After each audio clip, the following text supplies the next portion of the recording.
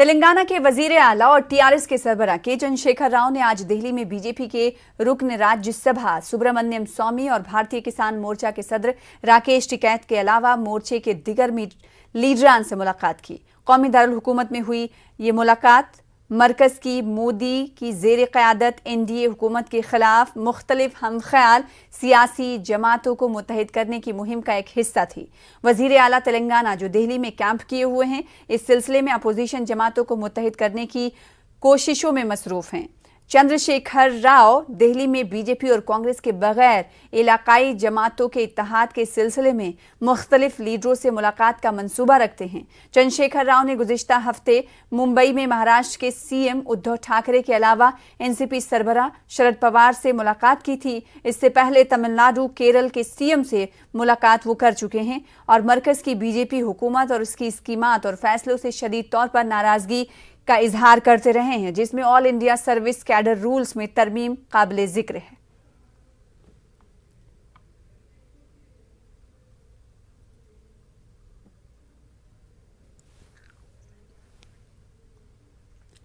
TRS की 7 साला दौरे हुकूमत में तेलंगाना की फीकस आमदनी में जबरदस्त इजाफा हुआ है। रियासत की आमदनी 2.78 लाख तक पहुंच गई है। मगरबी बंगाल, कर्नाटक, महाराष्ट्र के बाद सबसे बड़ा मालियाती निजाम रखने वाली रियासत तेलंगाना है। 20 साल पहले शहर हैदराबाद में बड़ी कंपनियों का कोई वजूद नहीं था।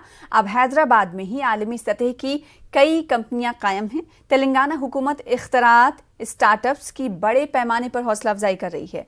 तेलंगाना में स्टार्टअप्स कामयाबी से खदमात अंजाम दे रहे हैं। कंपनियों को सिर्फ 15 दिन में मंजूरियां दी जा रही हैं। 500 मीटर से कम रकबे पर मुश्तमिल कंपनियों को फौरी मंजूरियां दी जा रही हैं। ज़रूरी पैदावार में बेतहाशा इजाफा हुआ है। पंजाब से ज्यादा तेलंगाना में चावल की काश्त की गई है। गुज़िश्ता 7 साल के दौरान रियासत में सरसब्ज़ शादाब प्रोग्राम के 24% से बढ़ाकर 31% इसे कर दिया गया है।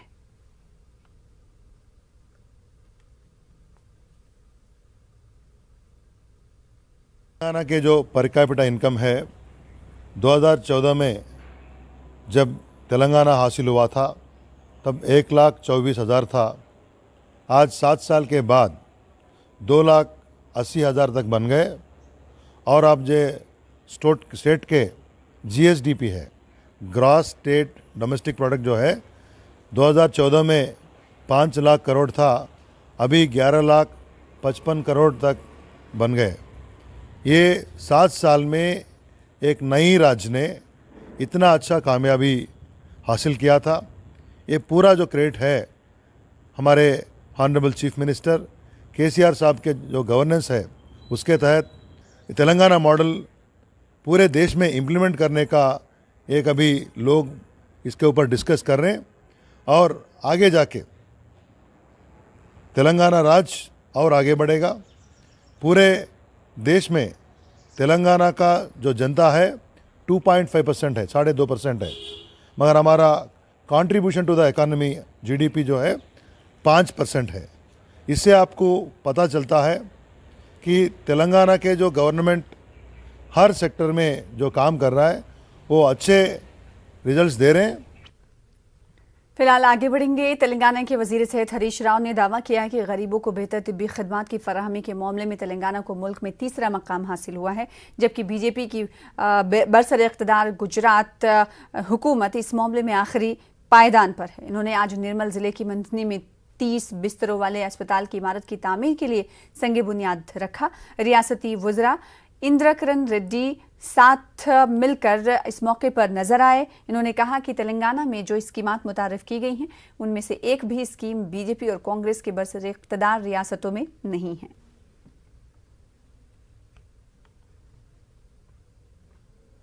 అంటే 60 ఏళ్లలో వచ్చిన మెడికల్ కాలేజీలు 3, కానీ 7 ఏళ్ల తెలంగాణ కేసీఆర్ గారి నాయకత్వంలో 7 ఏళ్లలో 17 మెడికల్ కాలేజీలకు చేరుకున్నామని చెప్పి మనవి చేస్తా ఉన్నా। 60 ఏళ్లలో 3 అయితే 7 ఏళ్లలో ఆ సంఖ్య 17కు చేరినామంటే ఎంత బాగా పనిచేస్తుందో ఈ ప్రభుత్వం మీరు ఒక్కసారి ఆలోచించండి। అంటే వైద్య విద్యను అందిస్తున్నాం, తద్వారా పేదలకు వైద్యాన్ని కూడా అందుబాటులోకి తెచ్చే ప్రయత్నం చేస్తున్నాం।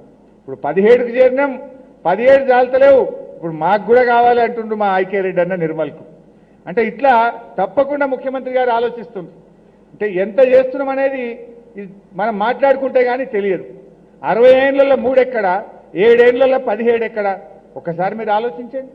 తెలంగాణ రాకపోతే 17 వచ్చినా, కేసీఆర్ గారు ముఖ్యమంత్రి కాకపోతే 17 మెడికల్ కాలేజ్ అవునా? నిర్మల్లో ఇవాళ 280 పడకల ఆసుపత్రి అవునా? ఇవన్నీ కూడా దయచేసి మీరు ఆలోచించాలి. మీరు ఫోన్ చేస్తే బండే వస్తుంది, స్వాలంబన బండి ఇంటికి వచ్చి వాళ్ళని ఎక్కించుకొచ్చుకుంటుంది. దవాఖానలో జాయిన్ చేసుకుంటాం. ఆ దవాఖానలో వాళ్ళకు ఆ చివరి దశలో ప్రేమతో ఆప్యాయతతో వాళ్ళకి సేవలు అందిస్తాం. ఆ నొప్పిని భరించకుండా ఉండేటువంటి వాళ్లకు ఆ అవసరమైన పెయిన్ కిల్లర్స్ కానీ నిద్రపట్టేటువంటి మందులు కూడా ఇచ్చి వాళ్ళని జాగ్రత్తగా చూసుకునేటువంటిదే పాలియేటివ్ కేర్ సెంటర్.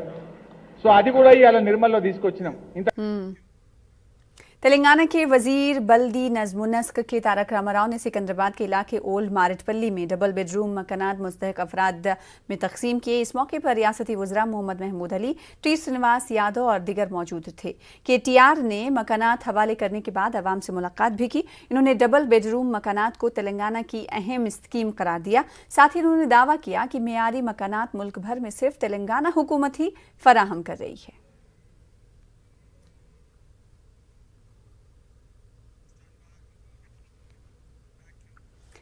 तेलंगाना के वजीर एक्साइज और सियाहत वी श्रीनिवास गौड़ के कत्ल की साजिश को साइबराबाद पुलिस ने बेनकाब कर दिया है। Cyberabad police commissioner Stephen Ravindra ने बताया है कि रियासती वजीर श्रीनिवास गौड़ और उनके भाई श्रीकांत के कत्ल के लिए सुपारी दी गई थी और गैंग के जरिए कत्ल कराने की साजिश तैयार की गई।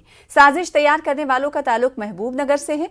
इन्होंने बताया कि कत्ल के लिए 15 करोड़ रुपए सुपारी दी गई और बशीराबाद पुलिस ने इस मामले में 8 अफराद को हैदराबाद और दिल्ली से गिरफ्तार किया है। पुलिस ने दिल्ली में बीजेपी लीडर जितेंद्र रेड्डी के कयामगाह से रघु नामी शख्स को गिरफ्तार कर लिया है। साथ ही रघु को पनाह देने वाले दिगर 3 अफराद को भी हिरासत में लिया गया है।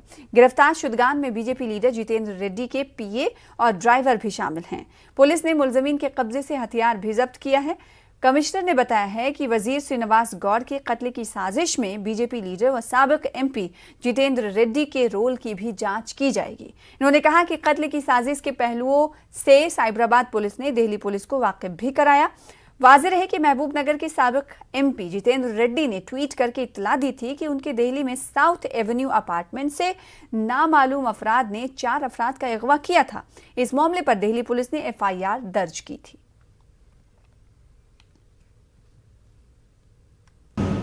कैबिनेट मिनिस्टर శ్రీనివాస్ గౌడ్ గారి హత్యకు వీళ్ళందరూ కూడా కుట్ర పడినట్టు మనకి ఇది తెలిసి వస్తా ఉన్నది. రాఘవేంద్ర రాజు, మున్నూరు రవి, మధుసూదన్ రాజు మరి అమరేందర్ వీళ్ళందరూ కూడా కలిసి వీళ్ళు మహబూబ్ నగర్ నుంచి వైజాగ్ వెళ్లి వైజాగ్ నుంచి తర్వాత ఢిల్లీ పోయి అక్కడ షెల్టర్ తీసుకోవడం జరుగుతుంది.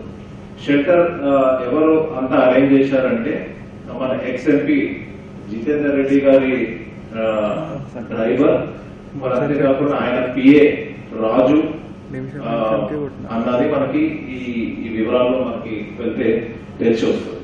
సో ప్రధానంగా మనము చూస్తే వీళ్ళందరినీ మనము ఆ ఏరియాలో అక్కడ సర్వెంట్ క్వార్టర్స్ లోని మనము వాళ్ళకి నోటీస్ సర్వ్ చేసి తర్వాత వీళ్ళని అరెస్ట్ చేసి మనము హైదరాబాద్ కి తరలిస్తాము.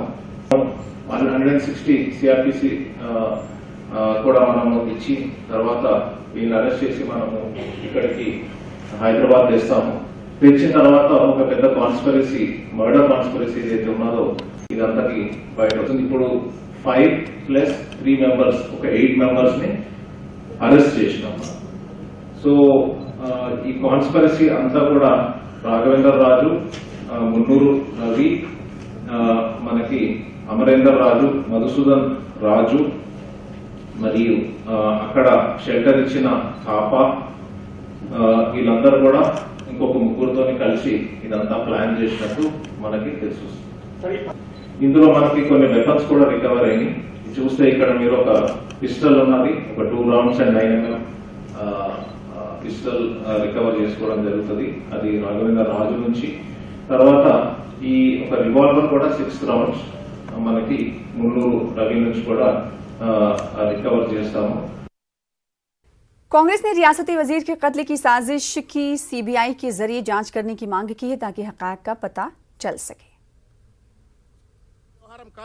ఈ మొత్తం స్టీఫెన్ రవీంద్ర గారు చెప్పిన కథ అంతా వింటా ఉంటే ఇదేదో రామ్ గోపాల్ వర్మ సస్పెన్స్ థ్రిల్లర్ లెక్క కనబడతా ఉంది. కాబట్టి వెంటనే దీనిపైన ప్రజలకు అనేక అనుమానాలు ఉన్నటువంటి ఈ నేపథ్యంలో ఈ కుట్రలన్నీ పటాపంచలు కావాలంటే పెద్ద ఎత్తున లై డిటెక్టర్ టెస్ట్ చేయాలా. దాంతోపాటు మంత్రి అండి, తెలంగాణ రాష్ట్రంలో ఒక మంత్రిని హత్య చేయాలనే ఒక పరిస్థితి ఏర్పడతా ఉంది అంటే అసలు ఎందుకు మంత్రిని చంపాలనుకుంటున్నారు? ఈ రకమైన ఒక భయం లేనితనం తెలంగాణలో ఎందుకు వచ్చింది? ఈ మొత్తం అది కూడా బీజేపీ నాయకులు, కేంద్ర జాతీయ స్థాయిలో ఉన్న నాయకులు చంపాలనుకుంటున్నారు అంటున్నారు. కాబట్టి ఈ మొత్తం వ్యవహారం మీద సిబిఐ విచారణ జరపాలా. ఈ మొత్తం స్టీఫెన్ రవీంద్ర, శ్రీనివాస్ గౌడ్, డికే అరుణ గారు, జితేందర్ రెడ్డితో లై డిటెక్టర్ టెస్ట్, అదేవిధంగా సిబిఐ విచారణ మొత్తం వ్యవహారంపై కూడా జరపాలని చెప్పని కాంగ్రెస్ పార్టీ తరఫు నుండి మేము డిమాండ్ చేస్తా ఉన్నాం.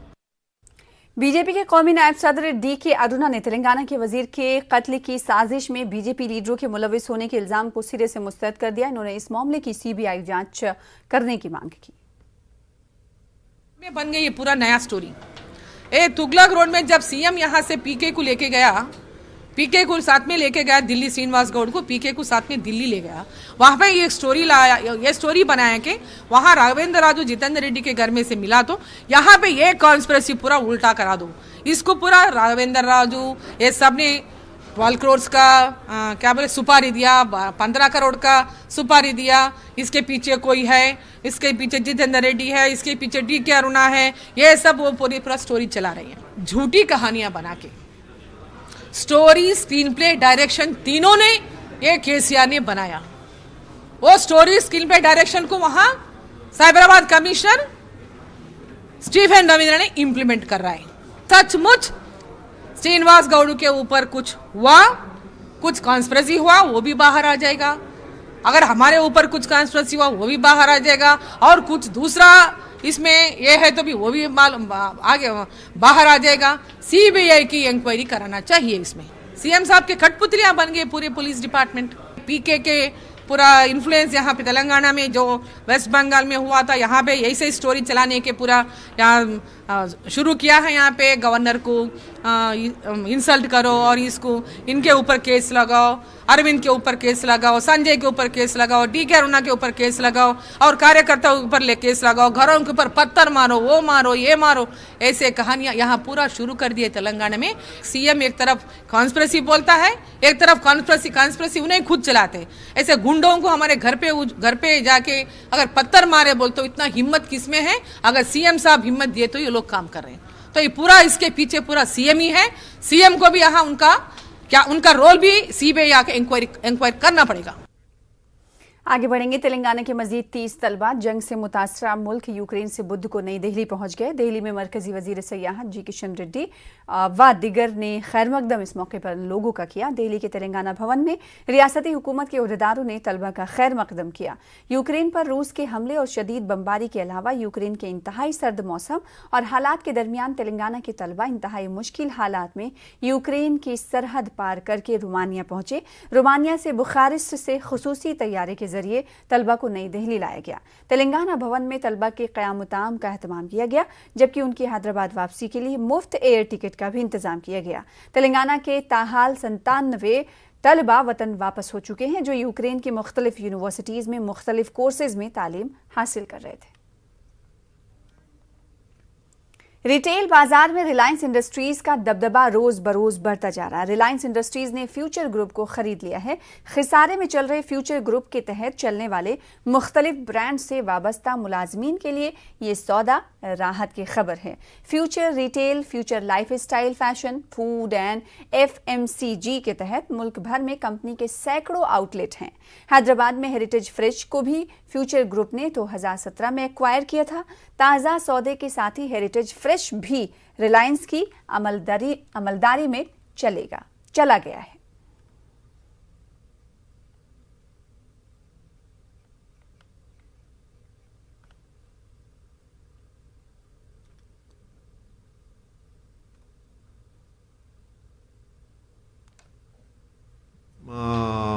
ప్రెమిసెస్లో 2011లో హెరిటేజ్ స్టార్ట్ చేశారు. Somewhere 2017 future has taken over from heritage. Then onwards we suffered a lot because of irregular payment and not maintaining the stores properly, not paying the current power bills in time. They are disconnecting sometimes and we have to interfere, and upkeep is not that good. Once Reliance has taken over, we are expecting that Reliance will definitely do very well. We wish Reliance